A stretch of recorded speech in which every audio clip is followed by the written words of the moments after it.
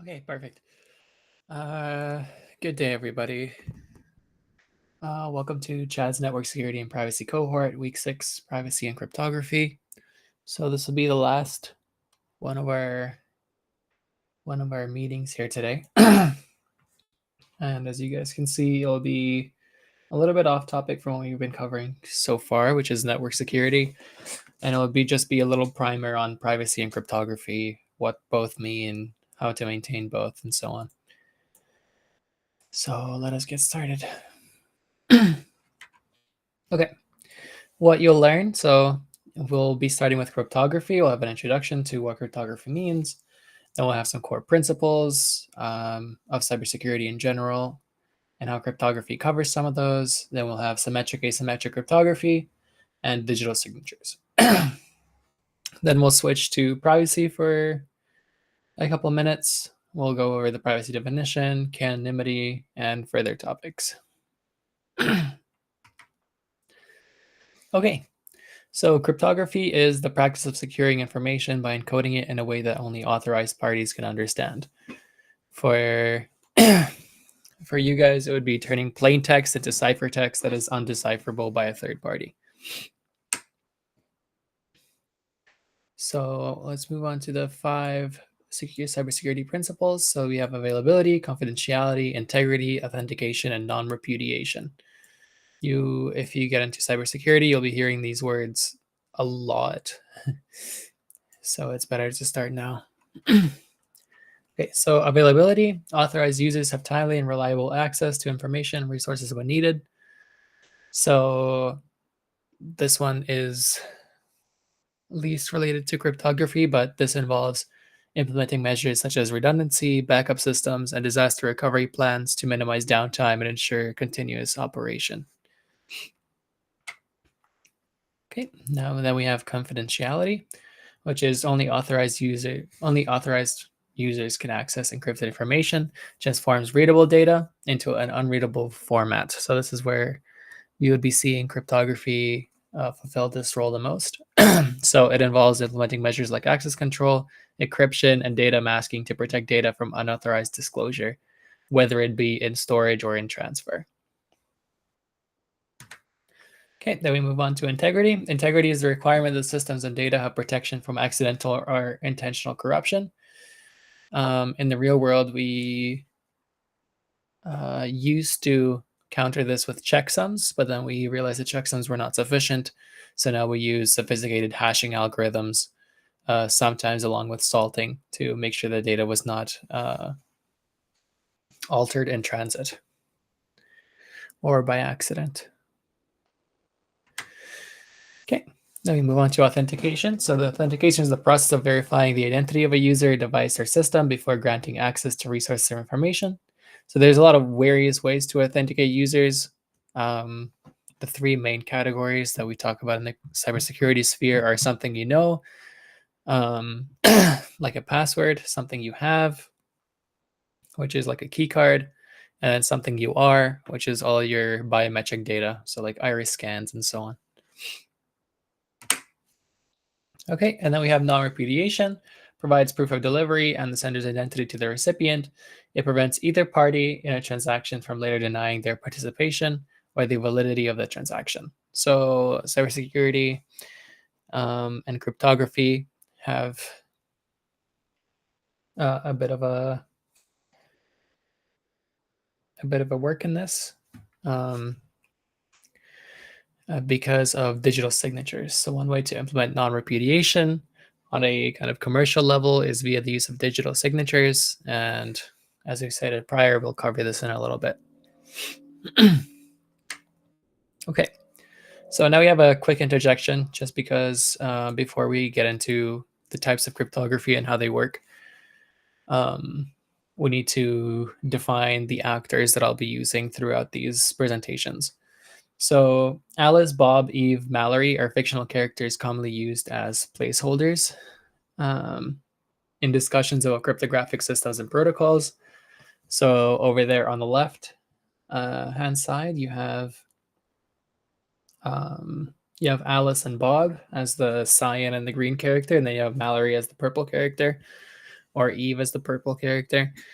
Um, these names were created by the same authors that created the RSA key exchanging protocol, Rivest, Shamir, and someone else. But so these definitions and these fictional characters go back to around the 1980s when that work was originally published. And now it is common in cybersecurity whenever you're providing an example to use these names as the placeholders. So in addition to these names, Alice and Bob are always I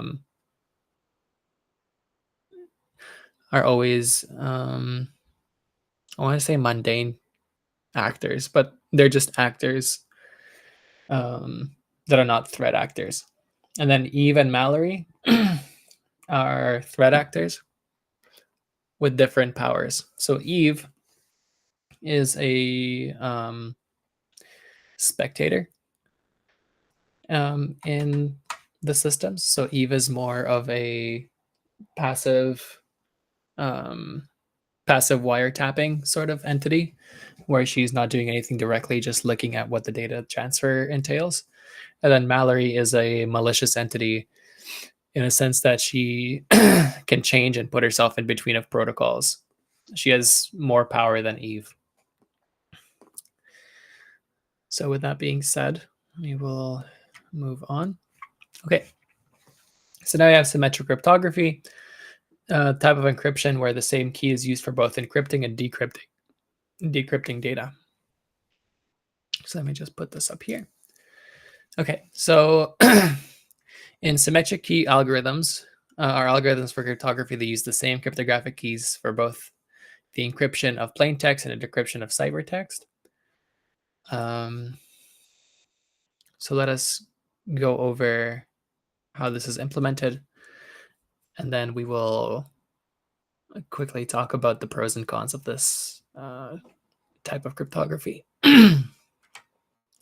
Okay, so here we have Bob and Alice, and they both have the same key. So for symmetric cryptography to work, the parties have to know each other beforehand, and they have to securely transfer a single key between each other. So in our case, Bob and Alice met up in person where they can verify each other's identity and then share a common key for encryption. Then let's say Alice moves away from Bob and now they would like to engage in a conversation or some sort of data transfer. So now what will happen is Bob can either use a stream cipher or a block cipher to transfer data between himself and Alice with symmetric cryptography. So stream ciphers encrypt the digits, typically like bytes or letters of a message at one time. So for stream ciphers, think about things like substitution ciphers, like the Caesar cipher. The issue with stream ciphers is that they typically do not pad the number of bytes. So whenever you have an entity such as Eve that can look at all the communications, even though they're encrypted, she can still infer the amount of data that's being transferred because you're not padding the amount of data. So if you send 157 bytes with stream cipher, it'll be 157. It'll still be 157 bytes just of gibberish. With block ciphers, these are more commonplace. So you'll have take the number of bits and then encrypt them in a single unit. And then you pad the plain text to achieve a multiple of a block size. So let's say you have a message that's 157 bytes long. In a block cipher, you usually specify the length of a block. So let's say our length of a block is 50 bytes. So then you will have 3 blocks of 50 bytes. And then the additional 7 will be put in a block and then padded with 43 more bytes of dummy variables to put it into 4 blocks.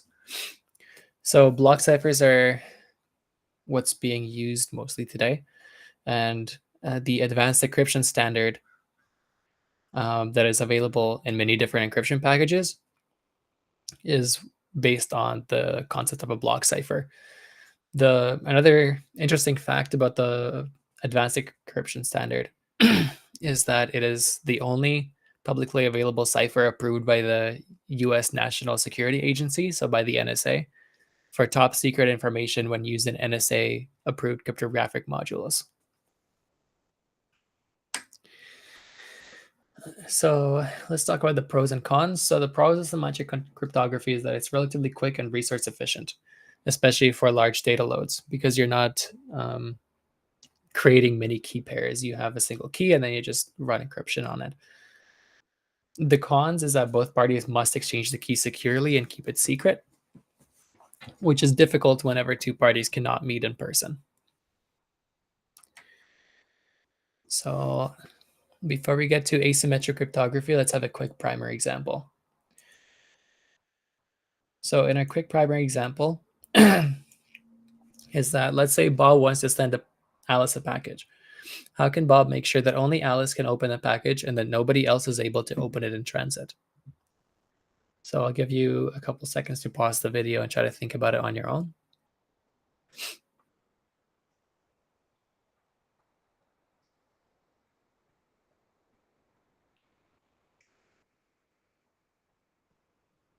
Okay, so one of the ways to approach this is let's give Bob a key and a padlock. So we're not talking about encryption here. We're just talking about physical key, physical padlock. So let's say Bob puts his padlock onto the package and sends it to Alice. So that means that in transit, nobody can open it because it has a padlock on it. So now once Alice receives the package, she will also have a key and a lock, and she'll put her lock on the package. And she can't take Bob's lock off because she doesn't have his key. So now she sends the package back to Bob, who unlocks the first padlock, who then sends it back to Alice with her padlock. And then she's able to remove their remaining padlock on the message and receive the package. So this sort of thought exercise allows you to think about encryption, especially asymmetric encryption, in a different light, or in a simple scenario with packages and boxes. So let us move on to asymmetric cryptography. So asymmetric cryptography is the field of cryptographic systems that use pairs of related keys. Each key pair consists of a public key and a corresponding private key. So asymmetric cryptography allows for two parties to communicate with one another without establishing direct contact, but their public keys need to be stored on a publicly available and trusted server. So let us go to asymmetric cryptography. Okay, so for asymmetric cryptography to work, we're going to have two parties. So we're going to have Alice and Bob. And what Alice and Bob are going to do is they will have two public keys and two private keys. Now, these public and private keys are actually exponents for the differential, for the discrete logarithm problem, but we will not cover that.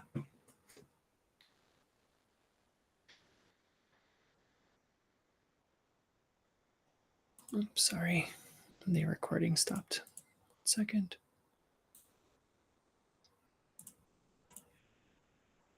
Okay, there we go. Okay, perfect. So let's just suppose, no matter how they got these keys, is that there is a private key and a public key, and these keys are related. So anything that's encrypted with the public key, so let's say if the package was encrypted with Bob's public key, then Bob can decrypt it with his own private key. And same goes for Alice. So Alice has two keys. She has a public key that anybody can use. It's stored in a third party. So Bob, if he wants to talk to Alice, he'll take her public key, encrypt something with the public key, and then only Alice can open it with the private key. So if we were to put it into a real world example, it would be like, Bob wants to receive packages, and he leaves a combination padlock, like at his locker or something that is unlocked. So then when somebody wants to give him a package, what they do is they remove that open padlock, they put it on their package, and they close it. So now they use Bob's public padlock to leave him a message, and then when Bob receives it, he'll use the combination that only he knows, which is his private key, to unlock the box and receive the message. So let's see this animation here. So if Bob wants to send a message to Alice, what he will do is he'll take the package, which is in this case plain text, and he'll encrypt it with Alice's public key. So anybody can do this, but in this case, it's Bob doing it. So that in transit, the package is undecryptable because nobody has the private key, Alice's private key, other than Alice. And then this package, it arrives to Alice. Now Alice will use her private key to unlock the package, and then she receives the package, and nobody else does.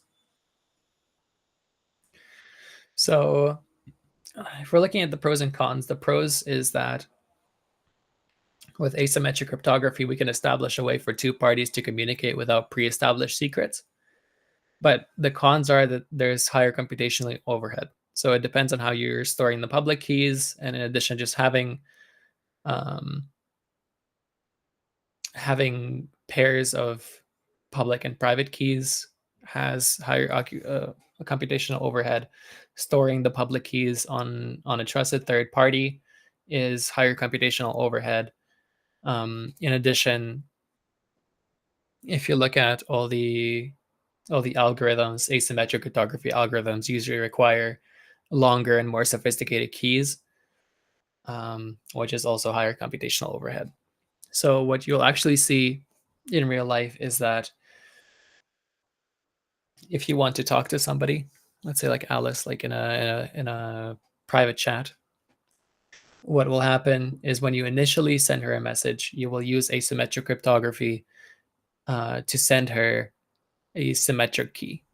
So if we go back, what I'm referring to is hybrid cryptography. So let's say instead of the package here, so when Bob wants to talk to Alice for a prolonged period of time and encrypt a lot of data, that package will be replaced with a symmetric key. So the symmetric key is still, plain text. So when you encrypt that symmetric key, which is plain text, and turn it into ciphertext and send it to Alice, then Alice gets it.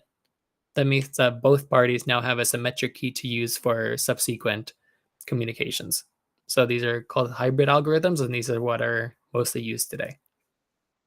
Because you have your way of two parties to communicate each other without pre-established secrets, but then you establish a shared secret.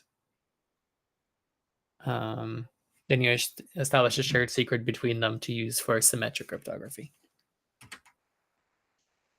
Okay, and then we have digital signatures, which is a cryptographic method used to verify the authenticity and integrity of digital documents, messages, or software. So this works very similarly to, well, on the same platform as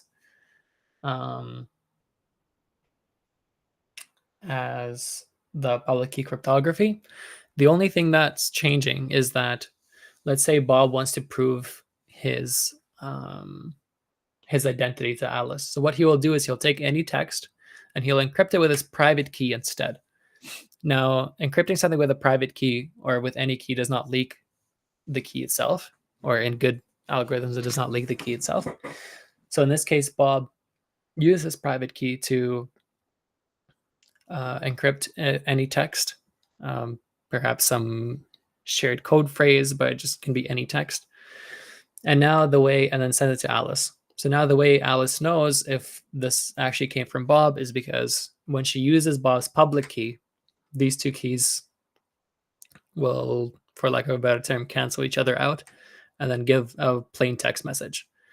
So if she doesn't, so if she receives a message that was encrypted, let's say with somebody else's private key, if she uses Bob's public key, it will still be a bunch of gibberish. It will not be an actual message. So how digital signatures work.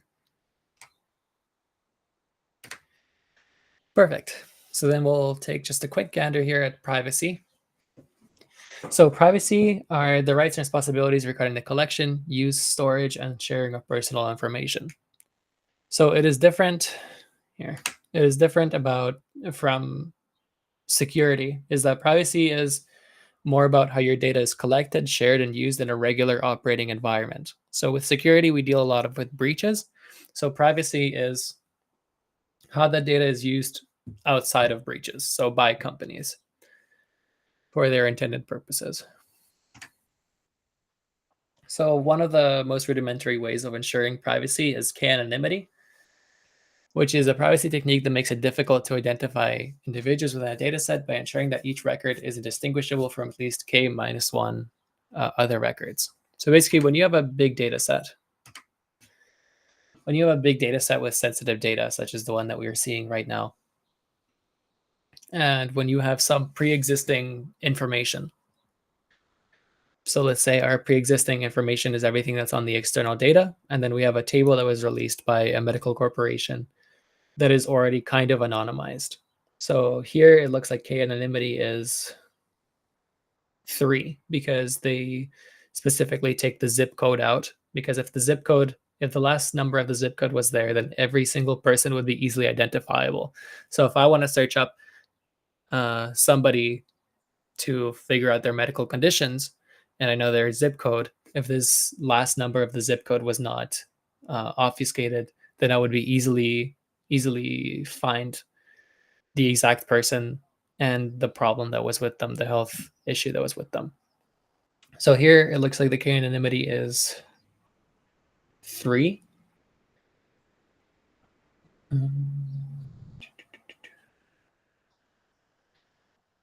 No, it looks like it's 2 because there's a female. No, it's 3.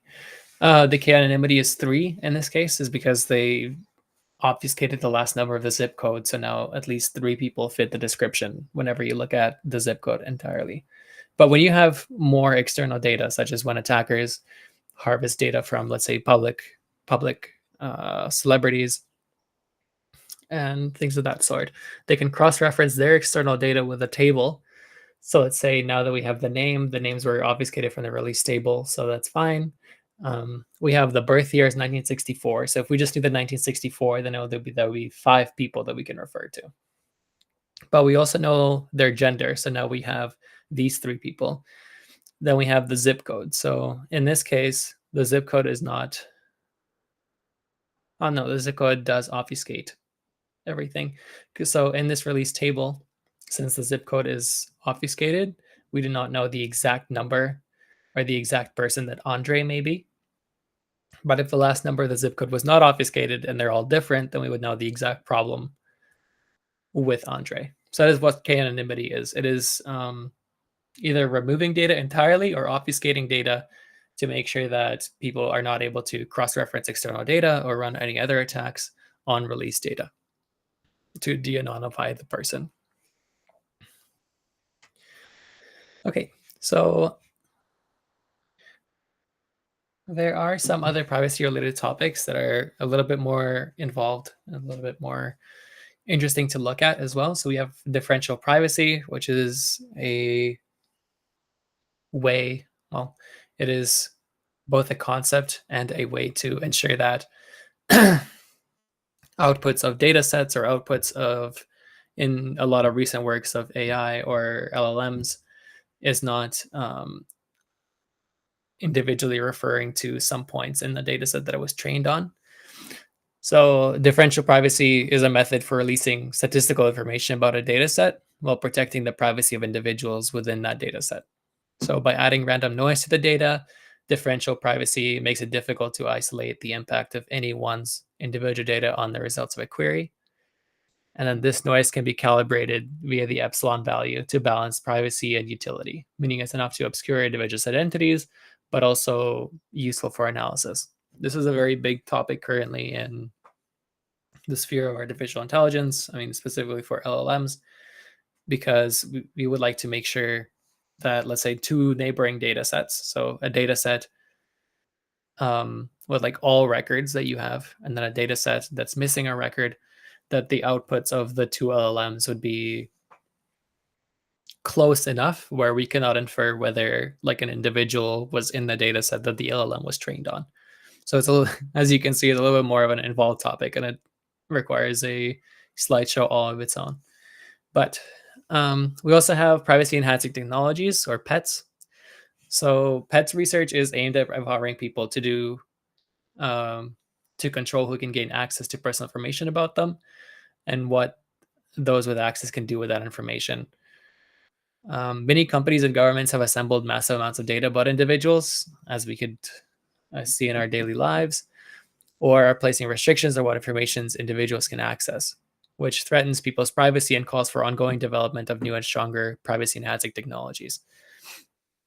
So the field of privacy enhancing technologies is very interesting because the issue is so widespread. The data collection is so widespread. The data forfeiture is so widespread that it is difficult to have a very easily implemented onto existing infrastructure and easily usable by the individual privacy enhancing technologies.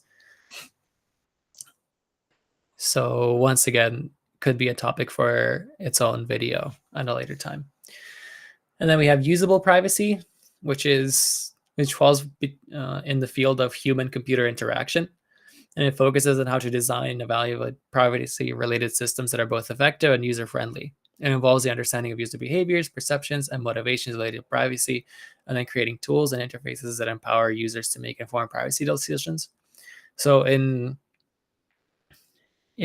our world, usable privacy has not been a large topic for a while, but it is definitely gaining a little bit more traction in academia at this point. Your interactions with usable privacy would be either reading or skipping a privacy policy every time you are trying to access a website or a server or an application. I'm sure that you guys have had experiences where you just skip reading the privacy policy. So that is technically kind of like the biggest issue for usable privacy. So usable privacy wants to kind of go away from the legal speak of privacy policies where you're skipping them and you don't know how your data is being managed. So they want to give the power of the individuals to actually know what is going on with their data whenever they're accessing an application. They want for individuals to make informed decisions about what data they disclose and where the data is going to go. And they also want it to be simple. So whenever you're accessing Word, you're not actually reading like 20 pages of a document and clicking 500 check boxes for what data is being disclosed about you. And that is a very interesting field that has been growing in popularity lately, especially with everything that's currently going on with the new proposed bill in the Child Protection Act in the UK. Okay, so that is all for this topic for today. If any of these topics sounded interesting to you, there is a course that is trialed by my research supervisor, Bailey Cashmar, called Computer Science 496. It only has 50 spots, and I'll be TAing it in this fall. It is a very nice course, and it will cover all the topics that I've covered in depth. And I hope to see you guys in that class if you guys are able to get in. Okay, other than that, if you have any further questions, once again, you guys can email me on Discord. Well, text me on Discord or send me an email. I'll be happy to converse with you guys. And thank you for watching all the videos and attending some of the in-person meetings while we had them. And I hope you have a great summer.